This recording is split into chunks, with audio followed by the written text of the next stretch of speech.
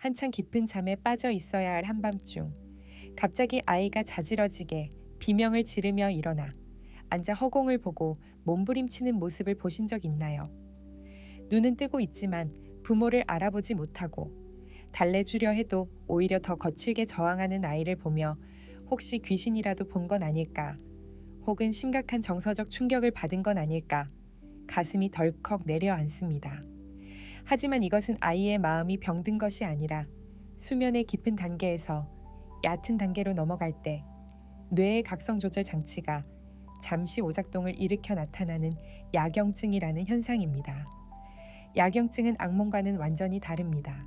악몽은 꿈의 내용을 기억하며 얕은 잠 단계인 렘 수면에서 나타나지만 야경증은 아주 깊은 잠 단계인 놀렘 수면에서 발생합니다.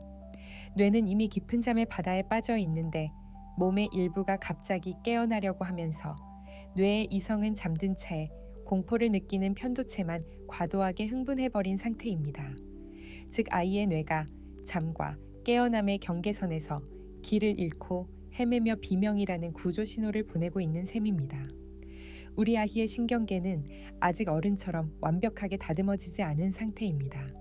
낮 동안 겪은 수많은 정보와 자극을 처리하느라 뇌는 밤새 바쁘게 움직이는데 이때 수면 단계 사이를 연결하는 회로가 미숙하면 일시적인 신호 간섭이 일어납니다.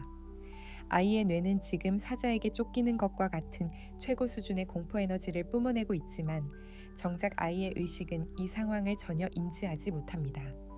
이것은 아이가 나약해서가 아니라 뇌가 한 단계 더 성장하기 위해 겪는 일종의 수면 성장통과 같습니다. 야경증의 가장 큰 특징은 아이가 다음날 아침 이 소동을 전혀 기억하지 못한다는 것입니다. 부모님은 밤새 공포에 떨며 뜬 눈으로 밤을 지새웠지만 정작 아이는 나 그런 적 없는데? 라며 맑은 얼굴로 깨어납니다.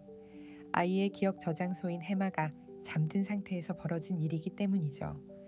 따라서 아이가 기억하지 못하는 일에 대해 아침부터 어제 왜 그랬니? 라고 묻거나 걱정하는 것은 아이에게 오히려 불안감만 심어줄 수 있으니 주의해야 합니다. 아이의 소동이 시작되었을 때 부모님이 꼭 지켜야 할 철칙은 억지로 깨우지 않는 것입니다. 아이를 흔들거나 소리를 질러 깨우려 하면 뇌의 혼란은 더 가중되고 비명과 몸부림은 오히려 길어질 수 있습니다. 아이가 스스로 진정되어 다시 잠의 바다로 가라앉을 때까지 곁에서 다치지 않게 지켜보며 부드러운 목소리로 엄마 여기 있어 괜찮아 라고 말해주는 것만으로도 충분합니다. 당신의 차분한 존재감은 아이의 뇌에 전달되는 가장 따뜻한 안전 신호입니다. 야경증을 예방하는 가장 강력한 무기는 규칙적인 수면 리듬입니다. 아이가 너무 피곤한 상태로 잠들면 뇌는 더 깊은 잠에 빠지게 되고 그만큼 수면 단계 사이의 전환이 힘들어져 야경증이 나타날 확률이 높아집니다.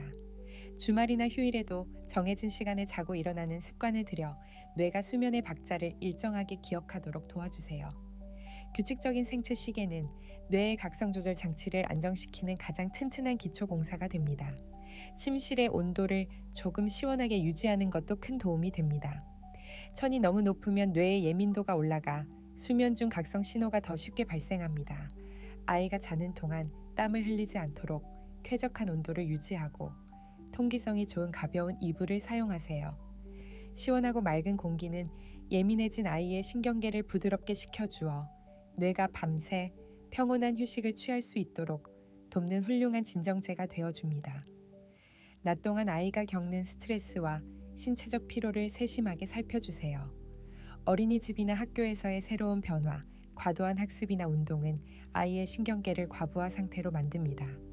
자기 전 1시간은 뇌가 쉴 수 있도록 자극적인 미디어 시청을 피하고 차분한 그림책 읽기나 따뜻한 물로 하는 목욕을 통해 마음의 긴장을 먼저 풀어주세요.